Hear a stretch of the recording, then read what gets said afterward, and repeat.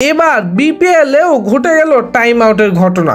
তবে এবার টাইম আউটের জন্য আবেদন সাকিব নয় করেছেন মেহেদী হাসান মিরাজ। বিস্তারিত প্রতিবেদনে। বিপিএল এর দ্বিতীয় দিনের খেলা চলছে।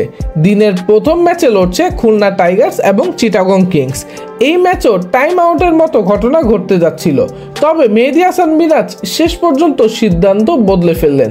খুলনার দেওয়া 204 রানের লক্ষ্যে ব্যাট করছে চিটাগং। ইনিংসের সপ্তম ওভারে খুলনার হয়ে বল হাতে তুলে নেন মোহাম্মদ নওয়াজ।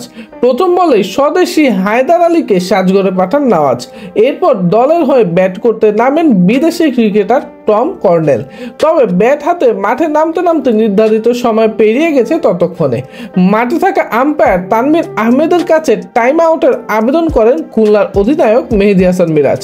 মিরাজের ডাকে আম্পায়ার সাড়া দিলে মাঠ ছাড়তে শুরু করেন কর্নেল। পরে মিরাজ নিজে কর্নেলকে ডেকে আনেন। স্পিরিট অফ ক্রিকেটের দৃষ্টান্ত দেখা গেল বিপিএলে।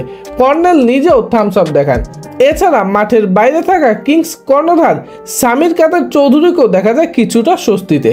পরে ব্যাট হাতে নেমে অবশ্য সুবিধা করতে পারেননি কর্নেল। প্রথম বলেই শর্ট কভার ক্যাচ তুলে দিয়ে সেই নওয়াজের বলেই বিদায় নেন কর্নেল।